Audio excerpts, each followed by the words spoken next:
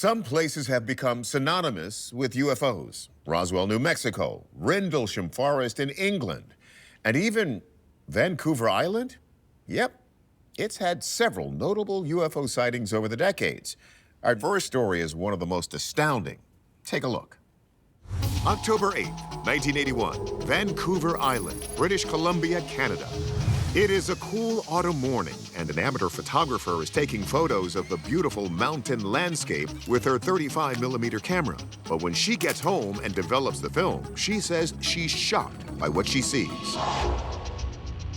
A shiny, metallic saucer hovers above a picturesque mountain. It appears to be silver in color with what looks like a bubbled glass dome in the center. This isn't your average light in the sky. This looks like a real flying saucer.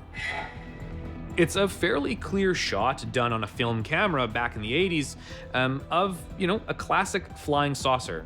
But that saucer shape may not be pure science fiction. Some theorize that it plays an integral part in the flying saucer's capabilities. There's some theories out there, one of which that I subscribe to, that maybe they're disc-shaped for a reason. Possibly because they're particle accelerators, and they're generating particles that allow them to pop out of our 4 dimensions, X, Y, and Z moving through time, and go into a 5th dimension, and then pop back in. Could this be an interdimensional craft popping by Vancouver Island? It wouldn't be the first alleged appearance of a flying saucer in the area. A nurse at the Cowichan District Hospital on the island was doing her rounds, and on New Year's Day in 1970, she opened the curtains in a patient's room and all of a sudden saw this strange disc-like object floating in the distance, much like the object in the photograph, and within UFO circles, it became known as the Duncan incident. That incident is now known to be a hoax, perpetrated with a homemade balloon. But is this photo the real deal? Canadian officials certainly seem to be taking the subject seriously.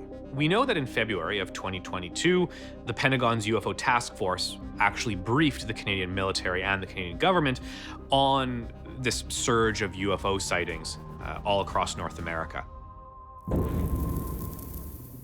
Now, when I first saw this photo, I thought it was too good to be true. But in 1987, NASA scientist Dr. Richard F. Haynes published this report detailing his in-depth analysis of the photo.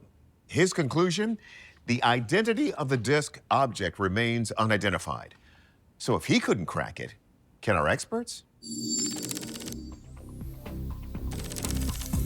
We start by authenticating the photo for ourselves. The lighting conditions within the scene and onto the object aid to legitimize the photo. The shadows, highlights, and midtones are all geometrically consistent with lighting conditions coming from above. From my perspective, I don't see any concerns for the integrity of the photo. Okay, so the lighting matches, but an informed hoaxer could achieve that simply by capturing 2 images on one negative, a double exposure. This works because film captures an image by being briefly exposed to light. So all it takes to capture 2 images in one is to simply expose the same piece of film twice. But that trick is easier said than done. This was taken with a Mamiya Instamatic camera that you have to depress the camera's button to take the photo, and then when you release the button, you have to advance to the next negative in order to have the button to work to take the next photo. So it's impossible for me to create a double image on the same negative. So the photo itself is real, but we still don't know what it actually shows. That saucer-like shape, might it just be a frisbee? You would have to mount a dome on the top of it, which renders it not flyable. Not only that, but a frisbee, or a hubcap, commonly used in early UFO hoaxes, wouldn't look this crisp. 30 feet is what they call the hyperfocal distance, which means that when you have your camera set on infinity, the object has to be 30 feet away, otherwise it'll be out of focus. So now you're talking about an object that's somewhere between 30 feet and maybe that mountain peak that is up in the air.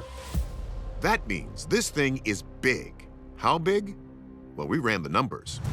I did various calculations in terms of angular size that basically says that Hypothetically, if you get out to a distance right here that peak is, that I measured at 1.25 miles away, and because it's not a crystal clear photograph of it, it has some sort of distortion or distance to it, then you get to the object being about 78 foot in diameter.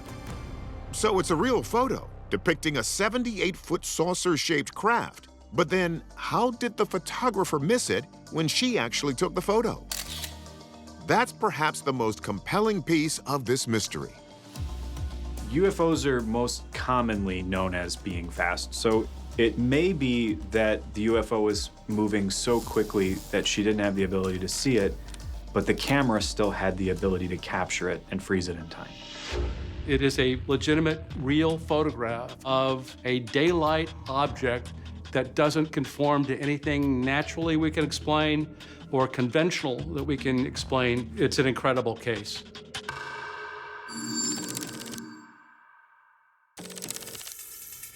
Our verdict? We've got a genuine UFO. There's a reason this photo is so famous on Vancouver Island. Like Haynes, we verified the photo, ruled out the explanations, and ran the numbers, all to reach the same conclusion. This disc cannot be identified.